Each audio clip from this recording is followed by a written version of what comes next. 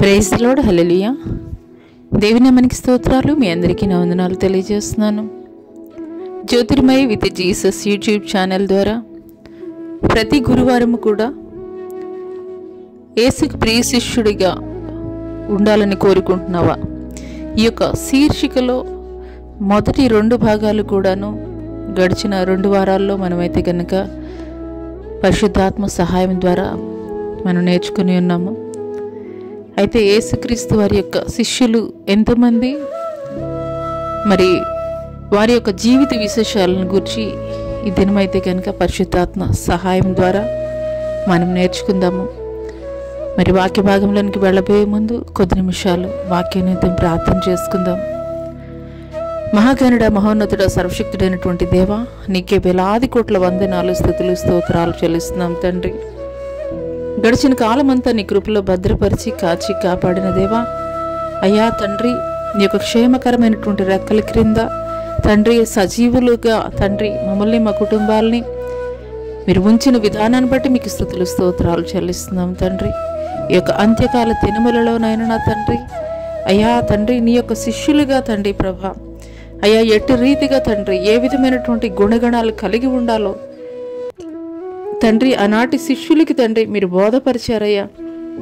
అదే రీతిగా తండ్రి ప్రభా, అయ్యా మీరు బోధించినటువంటి ఆ యొక్క తండ్రి ప్రభా, అయా ఆ యొక్క కొండ మీద ప్రసంగం ద్వారా తండ్రి ప్రభా, మీరు శిష్యులకి ఏ ఏ విషయాలైతే తండ్రి మీరు నేర్పించారో, తెలియపరిచారో తండ్రి ప్రభా, అయా తండ్రి ఆ మాటలు తండ్రి ప్రభా ఈ దినము తండ్రి ప్రభా పరిశుద్ధాత్ముడ మీ యొక్క సహాయం ద్వారా తండ్రి ప్రభా, అయా మేము ఎరుగునట్లు తండ్రి పరిశుద్ధాత్ముడ వినినటువంటి వారిలోనైనా నా తండ్రి ప్రభా ఏ ఒక్కరూ కూడా నిర్లక్ష్య స్వభావంతోటి కాకుండా, అయ్యా ఆనాటి ఆది అపోస్తలులు ఏనాటి తండ్రి ఎటి రీతిగా అద్భుతమైనటువంటి ఆశ్చర్యకరమైనటువంటి కార్యములు తండ్రి ప్రభా నీ చిత్తానుసారంగా నీకు విధేయత చూపిస్తూ నిన్ను వెంబడించినప్పుడు ఎటి రీతిగా ఘనులైనటువంటి వారిగా తండ్రి వారు నిలవబడారో అదే రీతిగా తండ్రి ప్రభా పరిశుద్ధాత్ముడ తండ్రి ఈ యొక్క అంత్యకాల దినములలో కూడా నాయన నా తండ్రి, అయ్యా నీ యొక్క శిష్యులుగా తండ్రి మేము మారాలంటే తండ్రి, అయ్యా మీరు మాట్లాడుతున్న ప్రతి మాటని తండ్రి ప్రభా మేము అంగీకరించి ఆలకించి నీ చిత్తానికి లోబడేటువంటి స్వభావాన్ని నాకు మాకు ప్రతి ఒక్కరికి దయచేయమని నజరుడైన యేసు అతి పుణ్య పరిశుద్ధ నామములో అడిగి వేడుకొనుచున్నాం ప్రియ పరలోకపు తండ్రి, ఆమేన్. ప్రైజ్ ది లార్డ్ అండి. అందరికీ దేవుని నామం పేరిట వందనాలు తెలియజేస్తున్నాను. యేసుకు ప్రియ శిష్యుడిగా ఉండాలని కోరుకుంటున్నావా? మరి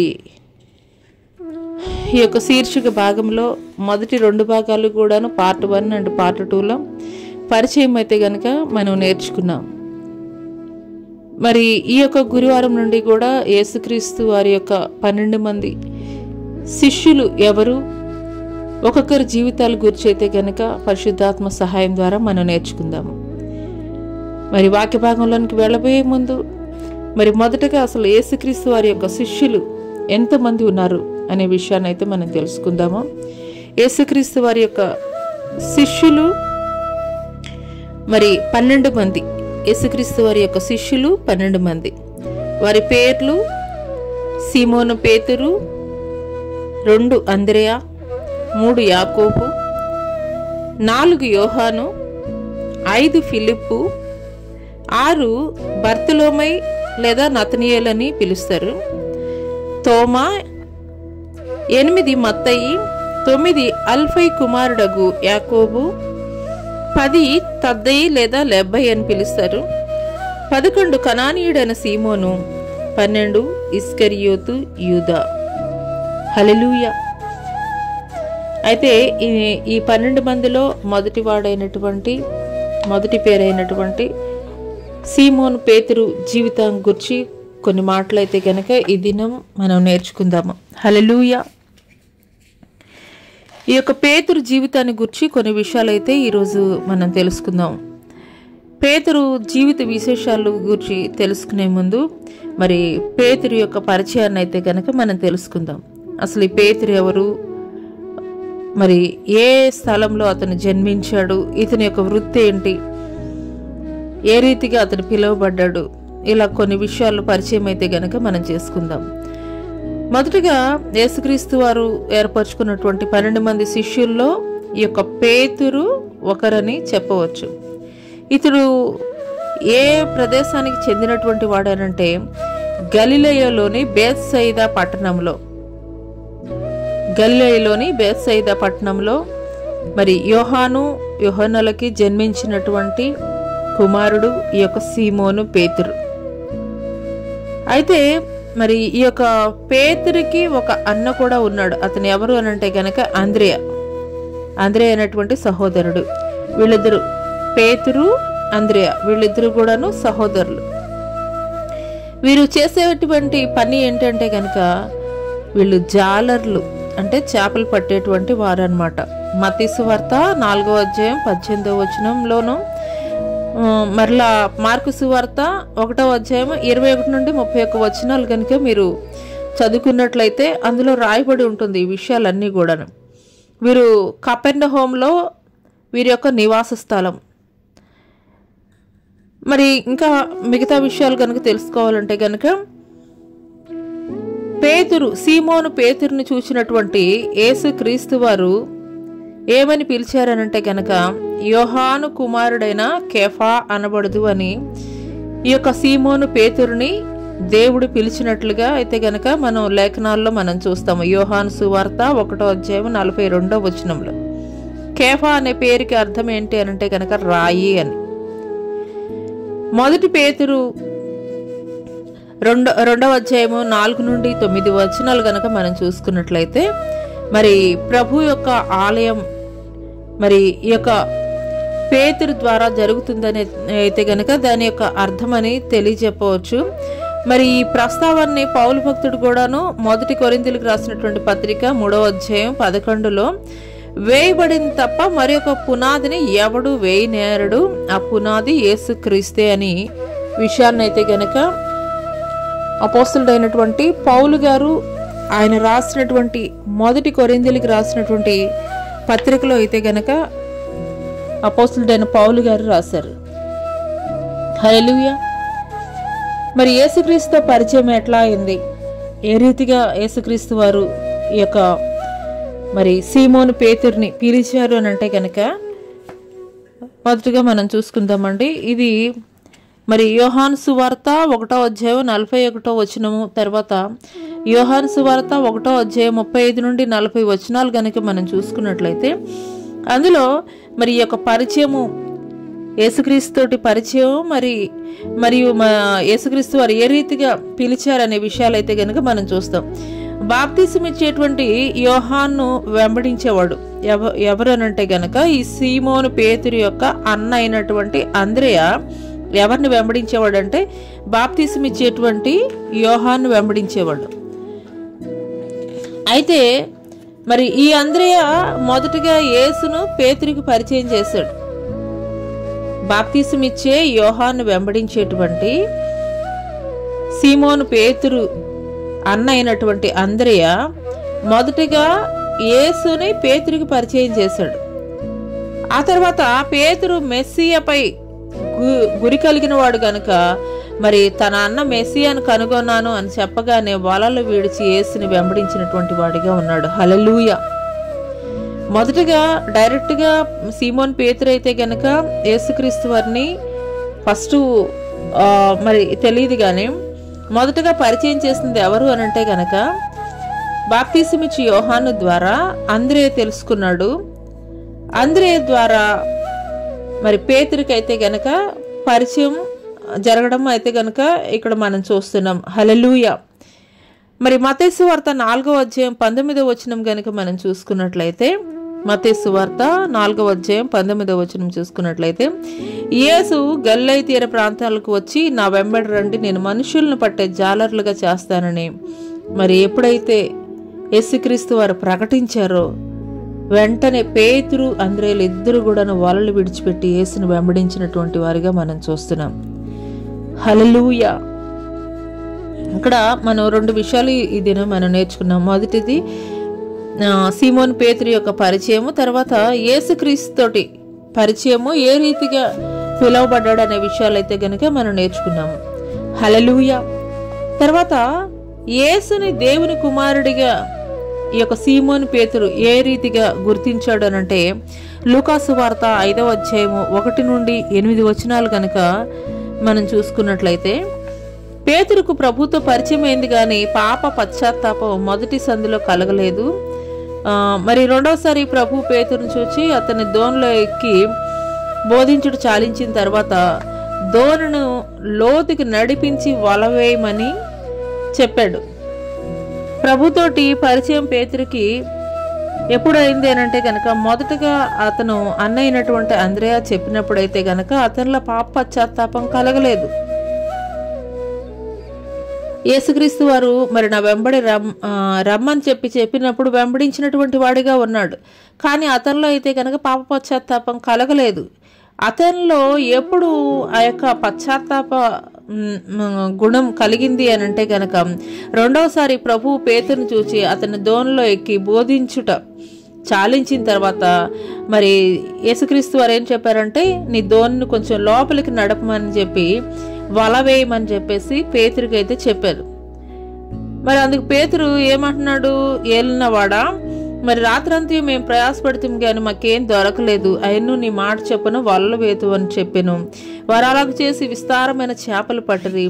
సీమోను పేతురు అది చూచి యేసు మోకాళ్ళ ఎదుట సాగిలపడి, ప్రభువా నన్ను విడిచిపోము, నేను పాపాత్ముడని చెప్పాను. హల్లెలూయా.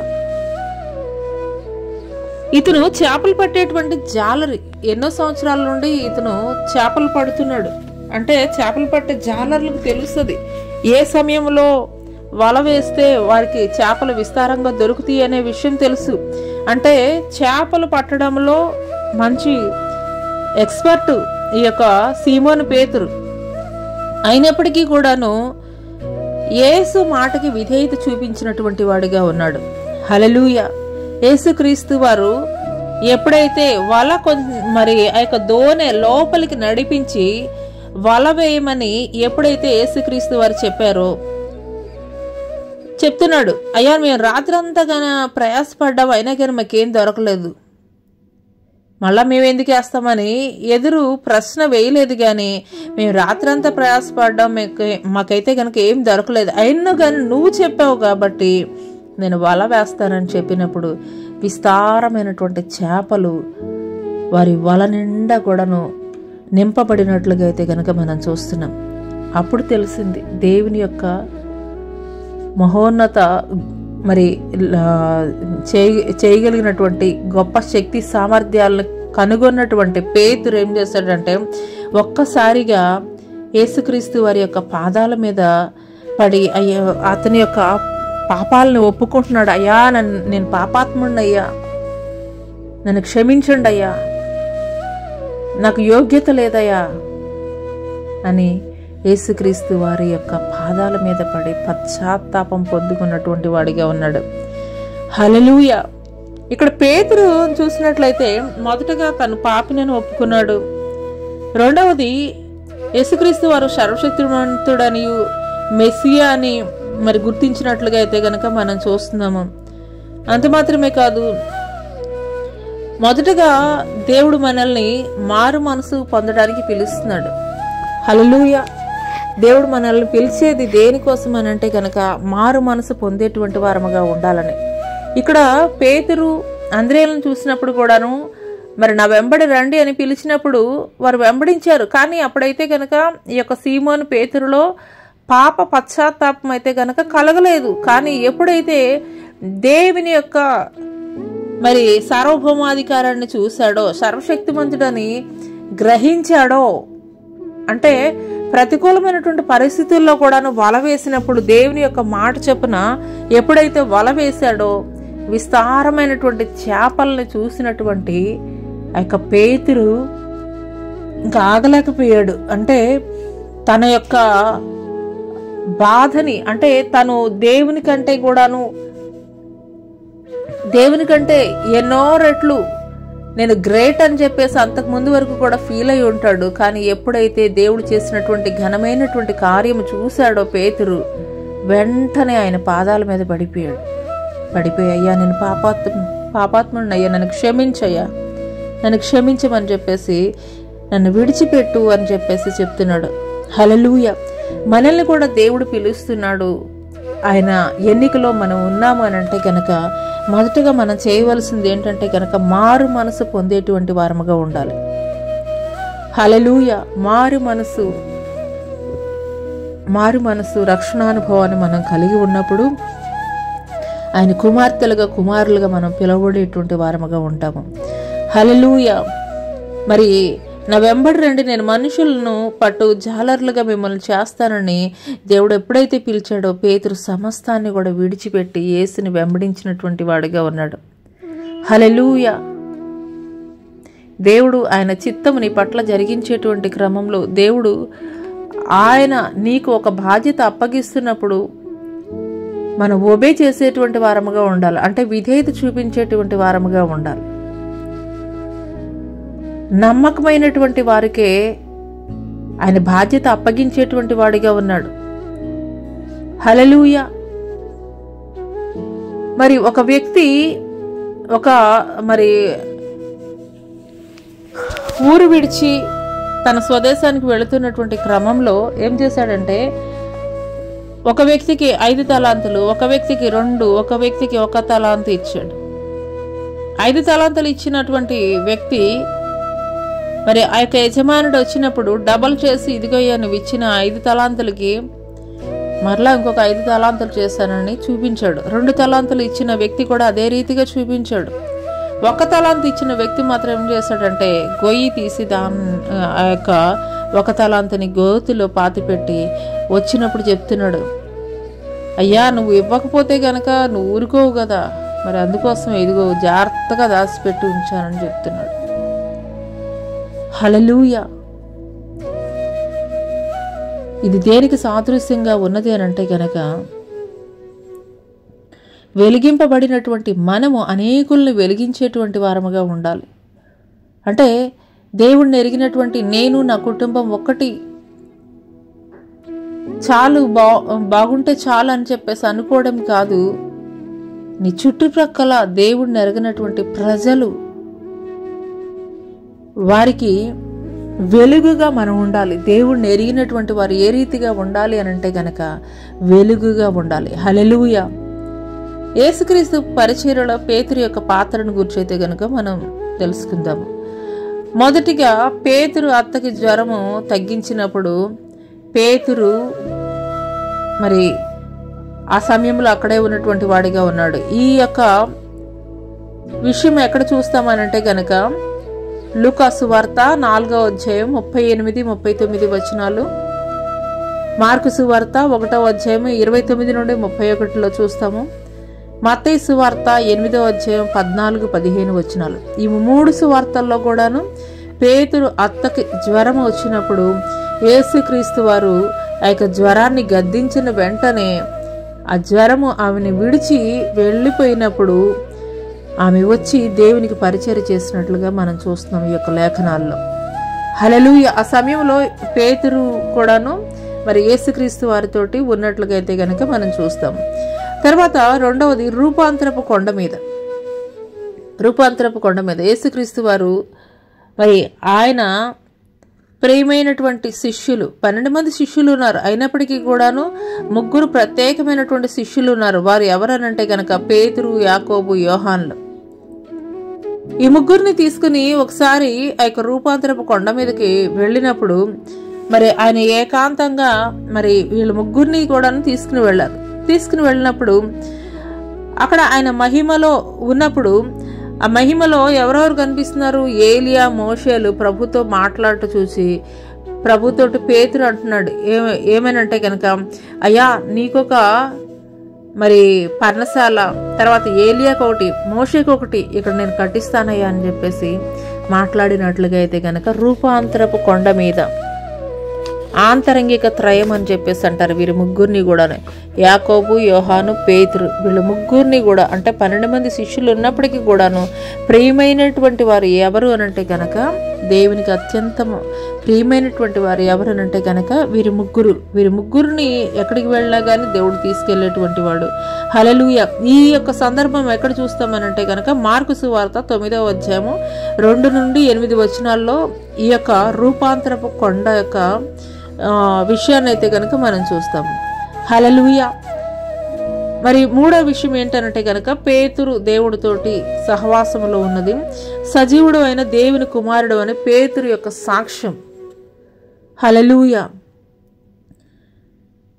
ఈ యొక్క సందర్భాన్ని మనము ఎక్కడ చూస్తామనంటే కనుక మత్తయి సువార్త 16వ అధ్యాయం 13 నుండి 19 వచనాలు గనక మనం చూసుకున్నట్లయితే, మరి దేవుని గూర్చి అక్కడ సీమోను పేతురు తెలియజేస్తాడు. ఏమనంటే కనుక, యేసు ఫిలిప్పుదైన కైసరయ ప్రాంతాల్లో మనుష్య కుమారుడు ఎవరని ఈ జనులు అనుకొనుచున్నారని శిష్యుల్ని అడిగా, వారిలో కొందరు బాప్తీసమిచ్చి యోహాను అనియు, కొందరు ఏలియా అనియు, కొందరు ఇర్మియా అనియు, లేక ప్రవక్తల్లో ఒకడనియు చెప్పుకొనుచున్నారండ్రి. యేసుక్రీస్తు వారు ఒకానొక సమయంలో మరి శిష్యుల్ని అడుగుతున్నాడు.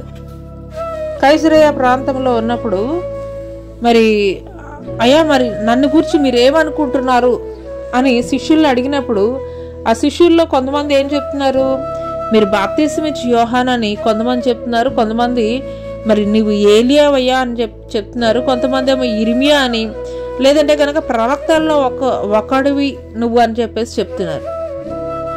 అయితే అందుకే ఆయన నేను ఎవరు నన్ను చెప్పుకొనిచున్నారని వారిని అడుగుటకు అందుకు సీమోను పేతురు, నీవు సజీవుడగు దేవుని కుమారుడవైన క్రీస్తువని చెప్పాను.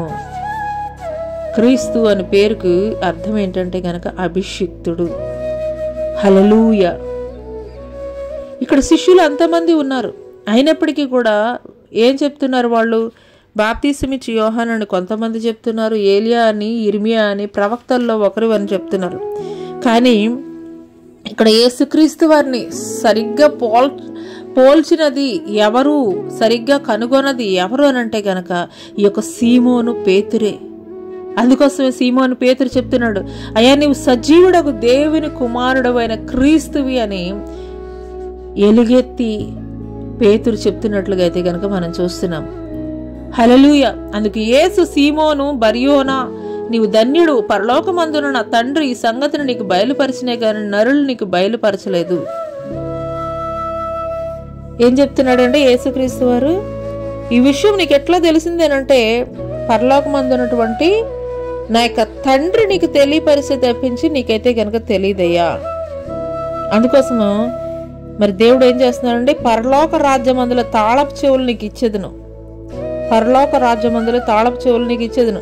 నీవు భూలోకమందు దేనిని బంధింతువో అది పరలోకమందును బంధింపబడును, భూలోకమందు దేని విప్పుదువో అది పరలోకమందును విప్పబడును అని యేసుక్రీస్తు వారు పేతురుతో చెప్పాను. హల్లెలూయా. ఎంత గొప్ప ధన్యతని ఈ యొక్క పేతురు కలిగి ఉన్నాడండి. పరలోక రాజ్యపు తాళపు చెవులు కలిగి ఉన్నాడు. పరలోక రాజ్యపు తాళపు చెవులు భూమి మీద ఉన్నటువంటి ఈ యొక్క పేతురికి దేవుడు ఇచ్చాడు. హల్లెలూయా. అదే రీతిగా సముద్రం మీద యేసుక్రీస్తు వారు పాటు పేతురు కూడా నడిచినట్లుగా అయితే కనుక ఒకానొక సందర్భంలో మనం చూస్తున్నాము. మత్తయి సువార్త 14వ అధ్యాయము 28 నుండి 31 వచనాలు మనం చదువుకున్నట్లయితే, మరి అక్కడ భయంకరమైనటువంటి తుఫాన్ అయితే సముద్రం మీద మరి వచ్చినప్పుడు, మరి ఆ యొక్క సముద్రం మీద యేసుక్రీస్తు వారు నడుచుకుంటూ వస్తున్నటువంటి తరుణంలో పేతురు అడుగుతాడు, అయ్యా మరి నేను కూడా నువ్వు నడుస్తున్నావు కదా, నువ్వు కూడా మరి నడుస్తున్నావు కదా, నేను కూడా నడవాలి అని చెప్పి దేవుడిని అడిగినప్పుడు ఈ యొక్క పేతుర్ని ఏం చెప్పాడంటే దేవుడు నడవమని చెప్పేసి చెప్పాడు. నేను ఏ రీతిగా నడుస్తున్నాను అదే రీతిగా నడు అని చెప్పినప్పుడు దేవుని వైపు చూస్తూ అతను కూడాను పేతురు కూడాను సముద్రపు నీటి మీద నడిచినటువంటి వాడిగా ఉన్నాడు. మరి ఒక్క పెద్ద అలా వచ్చి ఎప్పుడైతే కొట్టిందో వెంటనే ఆ యొక్క గాలిని తుఫాన్ని చూసినటువంటి పేతురు భయపడిపోయి మునిగిపోవడం స్టార్ట్ చేశాడు. హల్లెలూయా. అప్పుడు యేసుక్రీస్తు వారు అతన్ని చేయి పట్టుకొని రక్షించినటువంటి వారిగా ఉన్నారు. ఈ యొక్క సాదృశ్యం మన జీవితాలకి ఏమి తెలియజేస్తుంది అనంటే, మన యొక్క ప్రతికూలమైనటువంటి పరిస్థితుల్లో అలల చేత కొట్టబడుతున్నటువంటి నిస్సహాయమైనటువంటి పరిస్థితుల్లో మనం చేసేది ఏంటంటే మన యొక్క సమస్యల్ని పెద్దది చేసి చూస్తాము, దేవుణ్ణి మాత్రం చిన్నగా చూస్తాము. కానీ మనం చేయవలసింది ఏంటంటే మన సమస్యల వైపు కాదు, మన యొక్క ప్రతికూల పరిస్థితుల్లో మనం చూడవలసింది సమస్యల వైపు కాదు, కానీ సమస్యల్ని మించి ఘనమైనటువంటి కార్యములు జరిగించగలిగినటువంటి గొప్ప దేవుని వైపు నువ్వు చూచినప్పుడు ఆ సమస్యల మీద దేవుడిని నడిపించబోతున్నాడు. ఆమేన్, హల్లెలూయా. కాబట్టి మన జీవితంలో మరి నువ్వు ఎలాంటి పరిస్థితులు గుండా వెళుతున్నప్పటికీ కూడాను నీ యొక్క పరిస్థితులు దేవునికి అసాధ్యమైనది ఏది కూడా లేదు. నా దేవునికి సమస్తము కూడా సాధ్యమే అని నువ్వు ఎప్పుడైతే విశ్వసిస్తావో, ఎప్పుడైతే దేవుని తట్టి తిరిగి నువ్వు చూస్తావో, అప్పుడు ఆ సమస్యల మీద నడవడం స్టార్ట్ చేస్తావు. హల్లెలూయా. సమస్యల వైపు ఎప్పుడైతే చూసావో నీ జీవితం మునిగిపోవడం స్టార్ట్ అవుతుంది. ఇక్కడ పేతురు చేసింది కూడా అదే. ఎప్పుడైతే దేవుని మాటకి విధేయత చూపించి నడవమని చెప్పాడు యేసుక్రీస్తు వారు, వెంటనే నడవడం స్టార్ట్ చేశాడు. Obey the order. దేవుని మాటకి మనం విధేయత కలిగి ఉండేటువంటి వారముగా ఉండాలి. సమస్యల వైపు కాదు, కానీ నీ యొక్క ప్రతికూలమైనటువంటి పరిస్థితుల్లో దేవుని తట్టు నువ్వు చూచినట్లయితే నీ పరిస్థితులు నిన్ను ముంచలేవు, కాల్చలేవు. నీ పరిస్థితులు నిన్ను ఏమీ చేయలేవు, కానీ దేవుని తట్టు చూచినప్పుడు ఘనమైనటువంటి స్థితిలో నీ యొక్క పరిస్థితుల్ని మించి దేవుడు నిన్ను నిలబెట్టబోతున్నాడు. హల్లెలూయా. ఐదో విషయం ఏంటంటే యేసుక్రీస్తు శిష్యుల పాదాలు కడుగు సమయంలో పేతురు యొక్క పాత్ర. యేసుక్రీస్తు వారు శిష్యులు పాదాలు కడిగేటువంటి సమయంలో పేతురు పాత్రను చూద్దాము. ఇది ఎక్కడ ఉన్నది అని అంటే గనక యోహాను సువార్త 13వ అధ్యాయము 2వ వచనం నుండి 10వ వచనం వరకు కూడా మనం చూసుకున్నట్లయితే ఈ సందర్భాన్ని మనం చూస్తాం. యేసుక్రీస్తు చనిపోవుటకు ముందుగా శిష్యులతో భోజన పంక్తిలో కూర్చుండినప్పుడు పైకి లేచి తన పై వస్త్రము అవతల పెట్టి ఒక తువాలు తీసుకొని నడుమునకు కట్టుకొన్నాం. శిష్యుల పాదాలు కడుగుటకు పళ్ళంలో నీళ్లు పోసుకొని తువాలతో తుడుచుటకు మొదలుపెట్టెను. ఇట్లు చేయుచు సీమోను పేతురు వద్దకు వచ్చినప్పుడు అతడు, ప్రభువా, నీవు నా పాదములు కడుగుదవా అన్ను. అందుకు యేసు, నేను చేయుచున్నది ఇప్పుడు నీకు తెలియదు గాని ఇక మీద తెలుసుకుందు అని అతనితో చెప్పగా, నీవెన్నడూ నా పాదములు కడుగరాదన్ను. అందుకు యేసు, నేను నిన్ను కడిగిన ఎడల నాతో నీకు పాలు లేదని అన్ను. సీమోను పేతురు, ప్రభువా, నా పాదములు మాత్రమే కాక నా తల కూడా కడుగమని ఆయనతో చెప్పెను. యేసు అతనిని చూచి, స్నానం చేసిన వాడు పాదములు తప్ప మరేమీ కడుగుకొన అక్కర్లేదు, అతడు కేవలం పవిత్రుడాయను. యేసుక్రీస్తు తగ్గింపు జీవితాన్ని పేతురు దగ్గరగా చూసినందువలన ఆత్మీయ జీవితంలో ఎలా జీవించాలో నేర్చుకున్నాడు. హల్లెలూయా. ఇక్కడ మనం ఈ యొక్క సందర్భం చూసుకున్నట్లయితే యేసుక్రీస్తు వారు అప్పగింపబడే ముందు మరి శిష్యుల యొక్క పాదాలు కడిగేటువంటి సందర్భాన్ని అయితే మనం చూస్తాం. శిష్యుల యొక్క పాదాలు కడిగేటువంటి సందర్భాన్ని మనం చూస్తాము.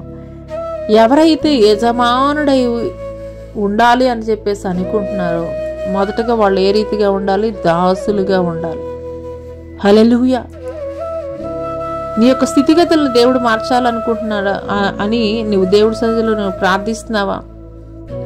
అయితే దేవుడి సన్నిధికి నువ్వు వెళ్ళినప్పుడు పరిచర్య చేయడానికి నువ్వు సంశయించమాకు, ఆలోచన చేయమాకు. దేవుని సన్నిధిలో నువ్వు చేసే అది చిన్నదవని పెద్దదవని ఏ పరిచర్య అయినా కానీ అది నీ జీవితానికి ఆశీర్వాదంగా దేవుడు మార్చబోతున్నాడు. హల్లెలూయా. ఇక్కడ యేసుక్రీస్తు వారు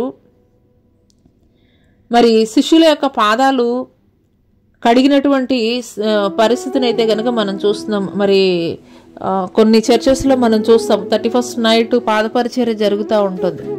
ఎందుకోసం అని అంటే కనుక యేసుక్రీస్తు వారు కూడాను ఒక మాదిరికరమైనటువంటి జీవితాన్ని మనకి చూపించి వెళ్ళారు. అంటే మనం మొదటగా ఘనమైనటువంటి స్థితిలో మనం ఉండాలి అని అంటే గనక మనం ఏ రీతిగా ఉండాలి, తగ్గింపు కలిగి ఉండాలి అని దేవుడు చెప్పకనే మనకి తెలియజేస్తున్నాడు.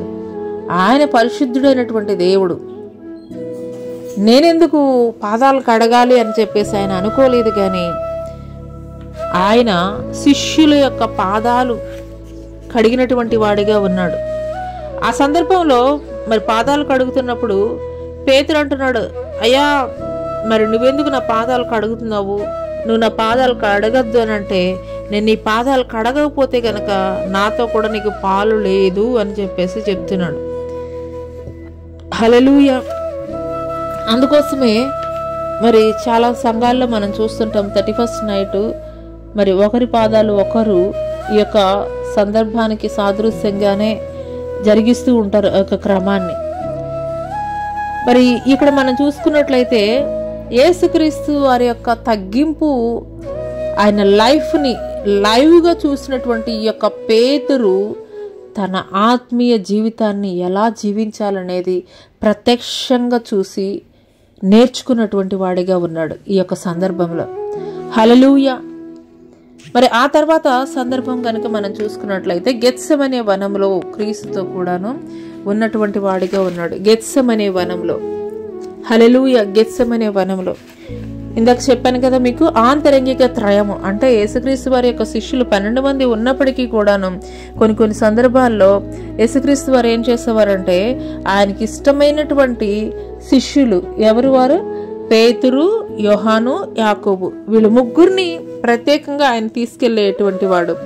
అదే రీతిగా ఈ యొక్క గెత్సెమనే వనంలో కూడాను యేసుక్రీస్తు వారు తనను తాను అప్పగించుకునేటువంటి ముందు ఆ యొక్క గెత్సెమనే వనంలో తండ్రికి ప్రార్థన చేసేటువంటి సమయంలో కూడాను మరి ఈ యొక్క పేతురు, యోహాను, యాకోబులను కూడా వెంట తీసుకుని వెళ్ళి కొంత దూరము, కూతవేటు దూరంలో వారిని ఉంచి మరి యేసుక్రీస్తు వారు ఆయన చెమట రక్తముగా మారినంతగా తండ్రికి ప్రార్థన చేసినటువంటి వారుగా ఈ యొక్క సందర్భంలో అయితే కనుక మనం చూస్తున్నాం. హల్లెలూయా. ఈ సందర్భం ఎక్కడ ఉన్నది అని అంటే, గెత్సెమనే వనము అనేటువంటి సందర్భం ఎక్కడ ఉన్నది అని అంటే, మార్కు సువార్త 14వ అధ్యాయము 32 నుండి 40 వచనాల్లో ఉంటుంది.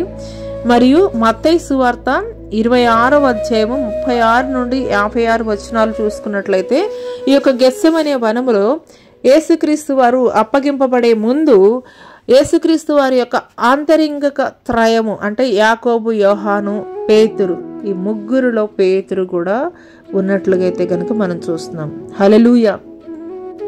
మరి 7వ విషయం ఏంటి అని అంటే కనుక, యేసు ఎవరో తెలియదని 3 సార్లు అబద్ధం చెప్పినటువంటి వాడిగా ఉన్నాడు. హల్లెలూయా. యేసుక్రీస్తు వారు చెప్తారు, నీవు అయితే కనుక మాట్లాడతావు, నేను ఎవరో తెలియదని చెప్పేసి నన్ను బంధించి తీసుకువెళ్ళేటువంటి సమయంలో నువ్వైతే కనుక నేను ఎవరో తెలియదని చెప్పేసి మాట్లాడతావనంటే, అయ్యా అదేంటి అలా మాట్లాడతారని చెప్పేసి ఈ యొక్క పేతురు మాట్లాడతాడు. అదే రీతిగా దేవుడు ఏదైతే చెప్పారో యేసుక్రీస్తు వారిని బంధించి తీసుకుని వెళుతున్నటువంటి క్రమంలో అక్కడ మరి 3 సార్లు యేసు ఎవరో తెలియదని 3 సార్లు మాట్లాడినట్లుగా మనం చూస్తాము. హల్లెలూయా. లూకా సువార్త 22వ అధ్యాయము 55 నుండి 62 వచనాలు, మత్తయి సువార్త 26వ అధ్యాయము 69 నుండి 75 వచనాలు, మార్కు సువార్త 14వ అధ్యాయము 66 నుండి 72 వచనాలు. ఈ 3 అధ్యాయాలు, ఈ 3 సువార్తల్లో కూడాను, లూకా సువార్త, మత్తయి సువార్త, మార్కు సువార్తల్లో కూడాను ఈ యొక్క పేతురు, సీమోను పేతురు యేసుక్రీస్తు ఎవరో తెలియదని 3 సార్లు చెప్పినట్లుగా అయితే గనక ఆ యొక్క సందర్భాన్ని మనం చూస్తున్నాం. హల్లెలూయా. 8వ విషయం ఏంటి అనంటే గనక, యేసు పునరుద్ధానుడైనట్లుగా పేతురు చూచుట. హల్లెలూయా. యోహాను సువార్త 20వ అధ్యాయము 6 నుండి 6-7 వచనాలు కనుక మనం చూసుకున్నట్లయితే, యేసు తిరిగి లేచాడనే మాట విని సీమోను పేతురు పరిగెత్తుకుని వెళ్లి సమాధిలో ప్రవేశించి క్రీస్తు నారబట్టలు పడి ఉండుటయు ఆయన తలరుమాలు నారబట్టల యొద్ద ఉండక వేరుగా ఒక చోట చుట్టి పెట్టబడి ఉండుటయు చూచెను. క్రీస్తు తిరిగి లేచాడని విశ్వసించాడు. హల్లెలూయా. పేతురుని చాలా సందర్భాల్లో ఏమంటారంటే దుడుకుతనం కలిగినటువంటి వాడు.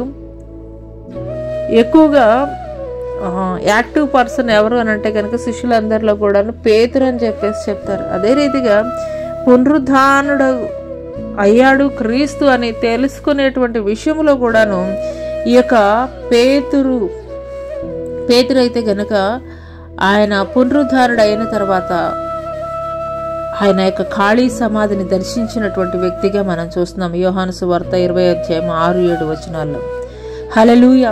9వ విషయం ఏంటంటే యేసు పునరుద్ధానుడైన తర్వాత పేతురుకు ప్రత్యక్షమైనటువంటి సందర్భాల్లో అయితే గనక మనం చూద్దాం. పేతురుకు ప్రత్యక్షమైనటువంటి 3 సందర్భాల్లో పేతురుకు ప్రత్యక్షమవుతాడు. అది మొదటిది ఎక్కడనంటే యోహాను సువార్త 20:19 కనుక మనం చూసుకున్నట్లయితే యేసు పునరుద్ధానుడైన తర్వాత ఆదివారం సాయంకాలము శిష్యులు యూదులకు భయపడి తాము కూడి ఉన్న గదిలో తలుపులు మూసుకొని ఉండగా యేసు వచ్చి వారి మధ్యన నిలిచి మీకు సమాధానం కలుగునుగాక అని చెప్పాను. హల్లెలూయా. ఇక్కడ యేసుక్రీస్తు వారి యొక్క శిష్యులు యూదులకు భయపడి తలుపులు మూసుకుని వారి యొక్క గదిలో ఉన్నప్పుడు యేసుక్రీస్తు వారు వారి మధ్యకి వచ్చి మీకు సమాధానం కలుగునుగాక అని వారికి తెలియజేస్తున్నాడు. ఈ యొక్క సందర్భము యోహాను సువార్త 20:19 మనం చూస్తాం. మరి 2వ సందర్భం ఎక్కడ అనంటే గనక అదే యోహాను సువార్త 20:1-14 కనుక మనం చూసుకున్నట్లయితే తిబిరియా సముద్ర తీరమున శిష్యులు ఉన్నప్పుడు సూర్యోదయం అవుచుండగా యేసు పిల్లలారా మీ యొద్ద భోజనమునకు ఏమైనా ఉన్నదా అని అడగగా వారు లేదనరి. రాత్రంతా శ్రమపడిన ఒక్క చేప కూడా దొరకలేదని నిరాశతో వారు ఉండగా యేసు కుడి ప్రక్కన వల వేయుడని చెప్పగా 153 గొప్ప చేపలతో వల నిండెను. అప్పుడు యేసే స్వయముగా చేపలను కాల్చి శిష్యులకు ఇచ్చెను. హల్లెలూయా. 2వ సందర్భం ఎక్కడనంటే కనుక సముద్ర తీరమున తిబిరియా సముద్ర తీరమున యేసుక్రీస్తు వారి యొక్క శిష్యులు చేపలు పట్టడానికి వెళ్ళినటువంటి సందర్భంలో ఆయన మరి ఆ శిష్యులను అడుగుతున్నారు, పిల్లలారా మీ వద్ద భోజనానికి ఏమైనా ఉన్నదా అని చెప్పి, మరి మీ దగ్గర ఏమున్నది అని అంటే అయ్యా రాత్రంతా మేము శ్రమ పడ్డాం కానీ ఒక చేప కూడా దొరకలేదంటే యేసుక్రీస్తు వారు చెప్తున్నారు. అప్పుడు ఉదయకాల సమయం అయిపోయింది, సూర్యోదయం అయిపోయింది, అయినా సరే కుడి పక్కన వల వేయమని చెప్పినప్పుడు యేసుక్రీస్తు వారు ఎప్పుడైతే చెప్పారో వెంటనే వారు కుడి ప్రక్కన వల వేసినప్పుడు 153 గొప్ప చేపలతోటి నిండిపోయింది ఆ యొక్క వల. ఒక దోణి సరిపోలేదు, 2 దోణలలో వారు ఆ యొక్క చేపల్ని తీసుకుని వచ్చినట్లుగా అయితే కనుక మనం చూస్తున్నాం. హల్లెలూయా. 3వ సందర్భము యోహాను సువార్త 21:1-19 కనుక మనం చూసుకున్నట్లయితే యేసు సీమోను నీవు వీరికంటే ఎక్కువగా ప్రేమించున్నావు అని 3 సార్లు అడగగా అవును నేను నిన్ను ప్రేమించున్నావని నీవే ఎరుగుదు అన్ను. అంతటా యేసు నా గొర్రెల మేపు నీవు యవనుడివై ఉండినప్పుడు నీ అంతటా నీవే నడుము కట్టుకొని నీకు ఇష్టమైన చోటుకి వెళ్ళుచుంటివి. నీవు ముసలివాడు అయినప్పుడు నీ చేతులు నీవు చాచుదువు, వేరొకడు నీ నడుమును కట్టి నీకు ఇష్టం కాని చోటుకు నిన్ను మోసుకొని పోరుని అతడు ఎట్టి మరణం వలన దేవుని మహిమపరచును దానిని సూచించి చెప్పాను. హల్లెలూయా. ఈ సందర్భంలో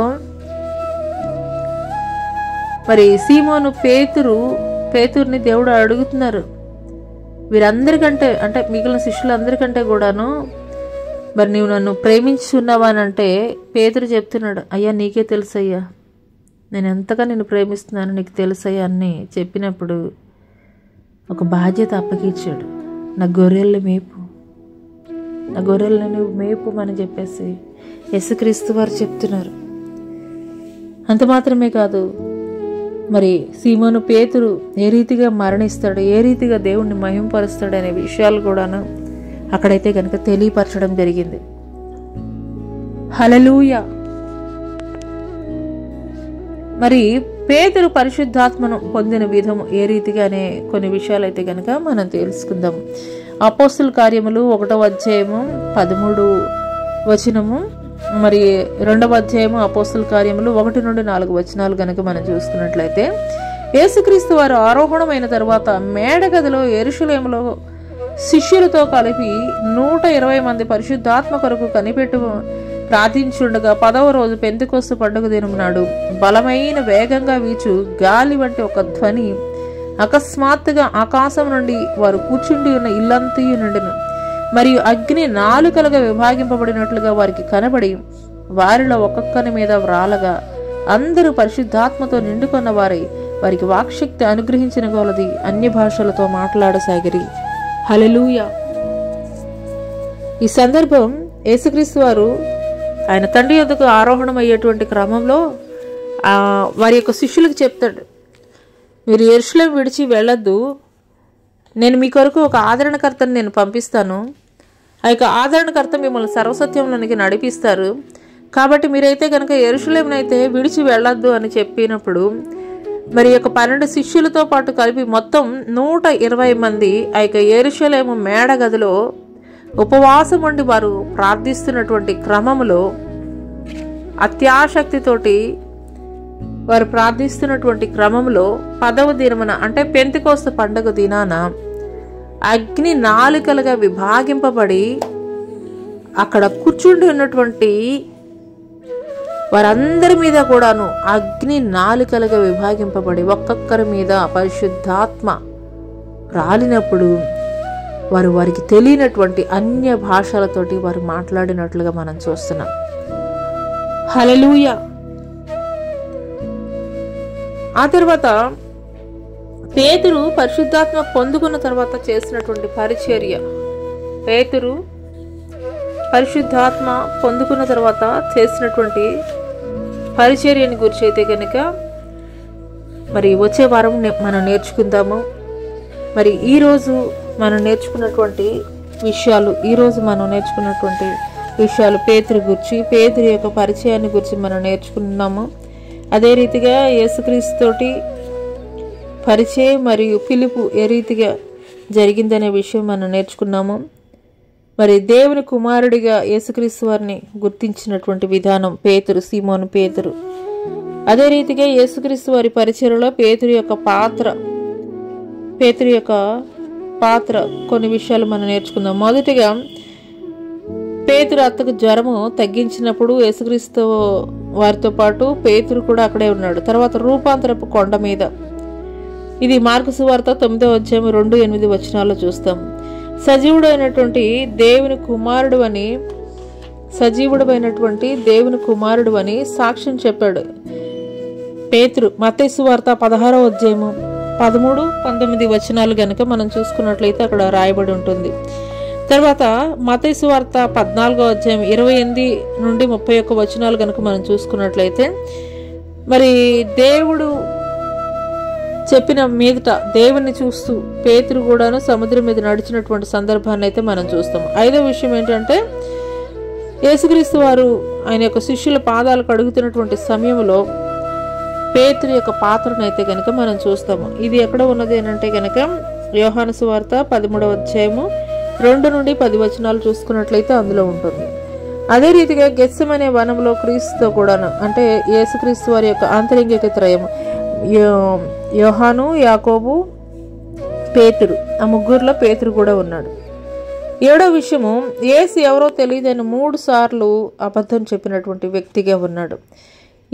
ఇది ఏ అధ్యాయంలో ఉన్నదంటే లూకాసు వార్త 22వ అధ్యాయము 55-62 వచనాలు, మత్తయి సువార్త 26వ అధ్యాయము 69-75 వచనం వరకు, మార్కు సువార్త 14వ అధ్యాయం 66-72. ఈ యొక్క 3 సువార్తల్లో కూడాను ఈ యొక్క పేతురు యేసు ఎవరో తెలియదని చెప్పినటువంటి 3 సార్లు చెప్పినటువంటి మాట అయితే కనుక ఉంటుంది.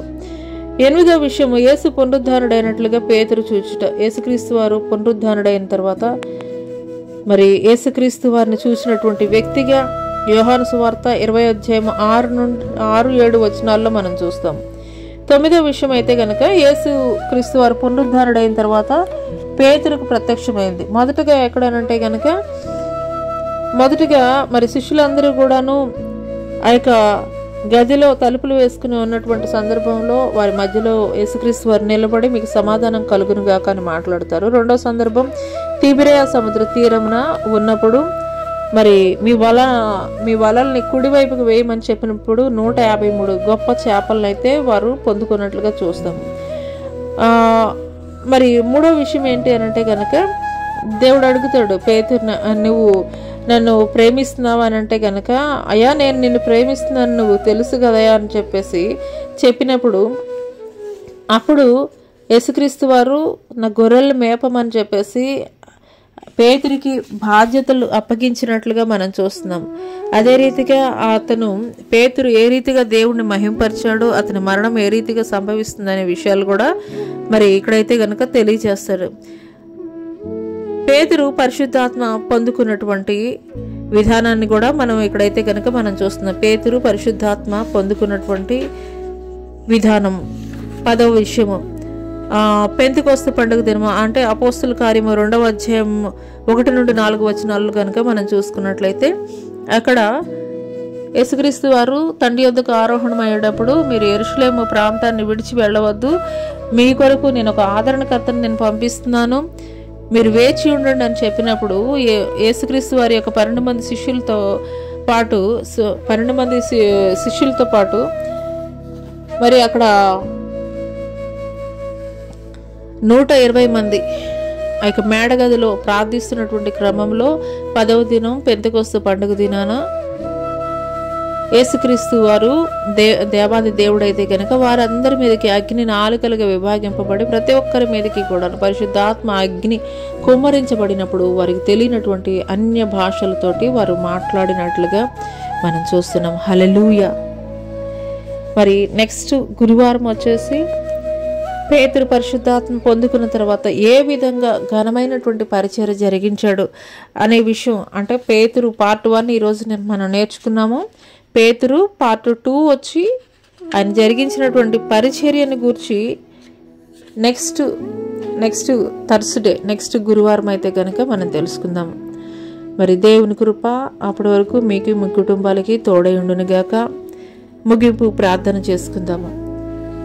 స్తోత్రములు స్తోత్రములు స్తోత్రములైనా మహాగణుడ మహోన్నతుడ సర్వశక్తుడైనటువంటి దేవా, నీకే వేలాది కోట్ల వందనాలు స్తుతులు స్తోత్రాలు చెల్లిస్తున్నాం తండ్రి. పేతురు యొక్క జీవితం ద్వారా తండ్రి మీరు మాతో మాట్లాడారయ్యా తండ్రి. బలహీనుడైనటువంటి వాడయ్యా అయినప్పటికీ కూడా తండ్రి అయ్యా నీ చిత్తానుసారంగా నీ మాటకి విధేయత చూపించినప్పుడు నాయన నా తండ్రి ప్రభా అన్ని విషయాల్లో కూడా తండ్రి పేతురునైతే ఘనముగా మీరు ఉంచారయ్యా. మీ యొక్క ఆంతరింగిక త్రయములో తండ్రి ప్రభా పేతురు కూడా తండ్రి ఉన్నాడయ్యా. మీకు స్తోత్రాలయ్యా, మీకు వందనాలు చెల్లిస్తున్నాం తండ్రి. అదే రీతిగా తండ్రి అయ్యా ఈ యొక్క సామాజిక మాధ్యమం ద్వారా ఈ యొక్క శీర్షికని అయ్యా తండ్రి ప్రభా పాలిభాగస్తులుగా ఉన్నటువంటి తండ్రి నీ ప్రియ బిడ్డలకు కూడా తండ్రి ప్రభా అయ్యా ఏదో తండ్రి విశ్వాసులుగా మాత్రమే ఉండడం కాదు కానీ నీ ప్రియ శిష్యులుగా మారాలంటే తండ్రి అయ్యా ఈ యొక్క మాటలు వింటున్నటువంటి వారి జీవితాల్లో కూడా తండ్రి సరిచేసుకుని తండ్రి అయ్యా నీకు ప్రియమైనటువంటి వారిగా తండ్రి ఆంతరింగిక త్రయముగా పేతురు యాకోబు యోహాన్లు ఏ రీతిగా ఉన్నారో తండ్రి అదే రీతిగా తండ్రి నీ ప్రియ బిడ్డలను కూడా చేర్చుకోమని తండ్రి ప్రభా. ఇదిగోనైనా తండ్రి ప్రభా చిన్న బిడ్డ మొదలుకున్న వృద్ధాప్యంలో ఉన్నటువంటి ప్రతి ఒక్కరిని పేరు పేరున మీరు జ్ఞాపకం చేసుకోమని అయ్యా ఈ యొక్క అంత్యకాల దినములలో తండ్రి ప్రభా అయ్యా తండ్రి ఈ యొక్క సత్య సువార్తని తండ్రి ప్రభా అయ్యా ఎరిగినటువంటి వారు నాయన నా తండ్రి ప్రభా అయ్యా వారి జీవితాలకి తండ్రి ప్రభా ఈ మాటల్ని తండ్రి ప్రభా అయ్యా నిన్ను పోలి నడుచుకోవడానికి తండ్రి కృప చూపించండి. మీకు స్తోత్రాలు, మీకు వందనాలు చెల్లిస్తున్నాం తండ్రి. ఇదిగోనైనా వినటువంటి తండ్రి ఈ యొక్క మాటలు తండ్రి వ్యర్థముగా పోనీయకుండా తండ్రి ప్రభా అపవాది దొంగిలించుకుని వెళ్లకుండా తండ్రి అయ్యా హృదయములలో నాటండి అయ్యా, ఫలించి అభివృద్ధి పొందినట్లు కృప చూపించండి. మీకు స్తోత్రాలయ్యా. అయ్యా ఇంతవరకు తండ్రి ప్రభా మీ యొక్క కృప ద్వారా మీరు వాక్య సందేశం ద్వారా మీరు మాతో మాట్లాడిన ప్రతి మాటను బట్టి మీకు వందనాలు స్తుతులు స్తోత్రాలు చెల్లిస్తున్నాం తండ్రి. ఇదిగోనైనా నా తండ్రి మరి ఒకసారి నాయన నీ చిత్తమైతే అయ్యా మేము ఇదే రీతిగా కూడుకుని తండ్రి ప్రభా అయ్యా నీ ప్రియ శిష్యుడైనటువంటి పేతురును గూర్చినటువంటి పరిశుద్ధాత్మ పొందుకున్న తర్వాత ఏ రీతిగా పరిచర్య జరిగించాడనే విషయాలు తండ్రి అయ్యా తెలుసుకోవడానికి తండ్రి మీ కృప చూపించమని నజరేయుడైన యేసు అతి పుణ్య పరిశుద్ధ నామములో అడిగి వేడుకొంచున్నాం ప్రియ పరలోకపు తండ్రి. ఆమేన్. ప్రైజ్ లార్డ్ అండి. అందరికీ ప్రైజ్ లార్డ్. ఈ యొక్క యేసుకు ప్రియ శిష్యుడిగా ఉండాలని కోరుకుంటున్నావా? ఈ యొక్క శీర్షికలో మరి ఇంతవరకు క్రమముగా వింటున్నటువంటి మీరు మరి ఈ యొక్క అంత్యకాల దినములలో కావలసినటువంటి వర్తమానం ఇది. యేసుకి విశ్వాసులుగా ఉండడం మాత్రమే కాదు, క్రైస్తవులు అనేవారు కేవలం విశ్వాసులుగా ఉండడం మాత్రమే కాదు, ఆయన శిష్యులుగా మారాలంటే ఏ రీతిగా ఉండాలనేది పరిశుద్ధాత్మ దేవుడు మనకి తెలియజేస్తున్నప్పుడు నిశ్చయముగా మరి ఆనాటి శిష్యులు ఏ రీతిగా ఆయన చిత్తానికి ఆయన మాటకి విధేయత చూపించినప్పుడు వారిని ఏ రీతిగా ఘనులుగా దేవుడు నిలబెట్టాడో, దేవుడు వింటున్నటువంటి మిమ్మల్ని కూడా అటువంటి ఘనమైనటువంటి స్థితిలో మీ జీవితాలని మీ కుటుంబాలని నిలబెట్టాలని ఈ యొక్క Jyothirmayi with Jesus YouTube channel ద్వారా, సామాజిక మాధ్యమం ద్వారా వింటున్నటువంటి మీరు అనేకులకు, మరి మీ బంధువులకి, స్నేహితులకి, ఇంకా అనేకులకి మరి షేర్ చేయండి, తెలియజేయండి. మరి వారిని కూడాను మరి యేసుకి ప్రియ శిష్యుడిగా మారడానికి అటువంటి కృపా ధన్యత భాగ్యాన్ని మరి కలిగించేటువంటి పరిస్థితుల్లో సహాయకులుగా మీరు కూడా పాలిభాగస్తులుగా ఉండాలని కోరుకుంటున్నాను. తద్వారా దేవుడు మీకు ఆశీర్వాదాలు, దీవెనలు సమృద్ధిగా దయచేయాలని హృదయపూర్వకంగా కోరుకుంటున్నాను. ఆమేన్. Praise lord.